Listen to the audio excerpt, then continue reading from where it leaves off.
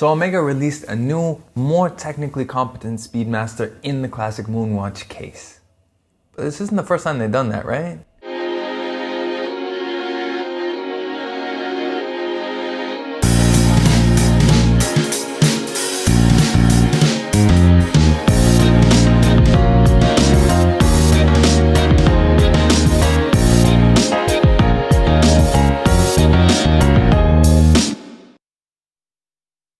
Hi everyone, and welcome to Shaluso, and welcome to the first of what will hopefully be an ongoing weekly segment called Watch on My Mind, where I talk about just watches that I've been discovering, watches I've been thinking about, a little bit less formal than the regular Saturday episodes. And of course, everyone's mind is still on the Speedmaster, as was mine. I released my Speedmaster video last week, and the internet is still buzzing as we find out about new details about the watch. Clients are actually getting them in their hands. We're seeing real world footage of it. We're seeing the packaging, all that. It sounds great. But as I was researching about the Speedmaster, I realized this isn't actually the first time that Omega really takes the Speedmaster forward in a bit of a quantum leap in terms of the technical specs, as well as making a few aesthetic changes. Turning the clocks back to 2007, they released something that was very similar in concept to this new Moonwatch that we just got. A few minor aesthetic changes and heavily reworked movement that really made it a lot more competitive for its time. I'm talking about the Omega 40th year anniversary edition, limited to 1,957 pieces. Not to be confused with the other 40th year anniversary edition, which was released in the same year, looks the same in steel as well. However, that has the gold seahorse on it, and that one was limited to 5,957 pieces. If you want to learn more about that, let me know in the comments. I can make a separate video about it. But this particular one I'm talking about was celebrating 40 years of the Speedmaster itself. Bear in mind, Omega celebrates an anniversary twice a decade. They celebrate every 7th year of the decade for the Speedmaster itself, and then every 9th year for the moon landing, because Omega. So what makes this edition special? For starters, it did feature a few cues like the new one, such as an updated dial. In this case though, it was a full enamel dial, so they were going a little bit more sort of upmarket. And also it featured a case that had 100 meter water resistance, which makes me wonder, why has Omega still not updated that on the new one? They've demonstrated over and over again that they can, but whatever.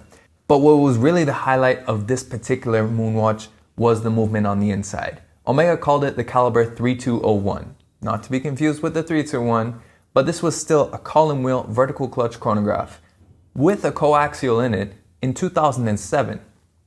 Now, this was based very loosely on the Frederic Piguet 1285 and very closely related to the Calibre 3300 series, which was also based on the Piguet movement.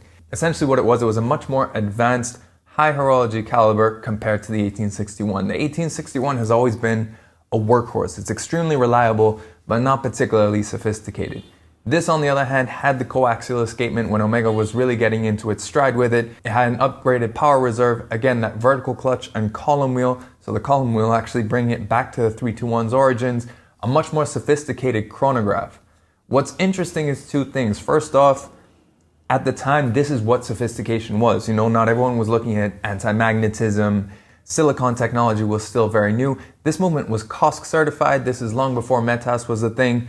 It was very much an up-to-date movement for its time. It competed much better with the Rolex 4130, and in many senses this watch I think was a much better Daytona competitor. It had the better movement, it had the uprated water resistance, had a more luxurious dial.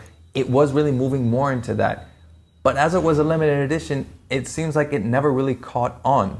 The interesting thing, of course, is that the 3861, that was released in a limited edition as well in 2019.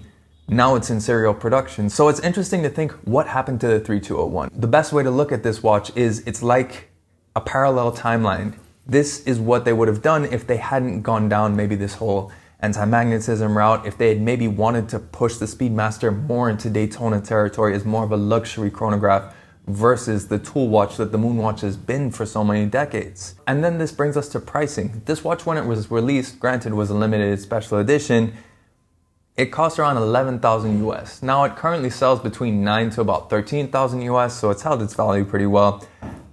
But you look at the new watch, they're selling that for 7,000 US. And it still has all these new technical advancements as well. So it just reinforces again that Omega is really dedicated to making the Moonwatch still be kind of the everyman's chronograph. You know, they're not pushing it so far up market. Some people have complained about the price increase. I still maintain what I said in my last video. The Speedmaster has always offered great value. Even with this price increase, you're still getting a lot of watch for your money. And looking at what Omega has done in the past, this is still a discount compared to that. Now, between the two, me personally, I would actually go for the limited edition, even though it's more expensive if I had that sort of money, purely because I like the idea that it was really pushing more on what's advanced for a chronograph. I like the fact that it has better water resistance, it's thinner, it has the bracelet that I like a bit more. But I'd love to know in the comments, what do you guys think? What do you guys think of this watch? Would you get this one or the new one? What do you think of the new one? Putting it in context in that this is their second time around doing sort of this major movement overhaul on the Speedmaster.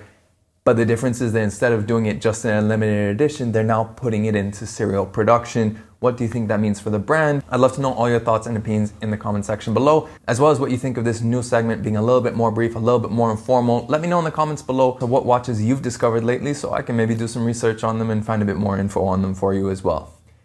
And of course, if you want to see more pictures of these watches and the infographics I use, make sure you follow me on Instagram at Shaluso. If you like this video, make sure you like it and share it.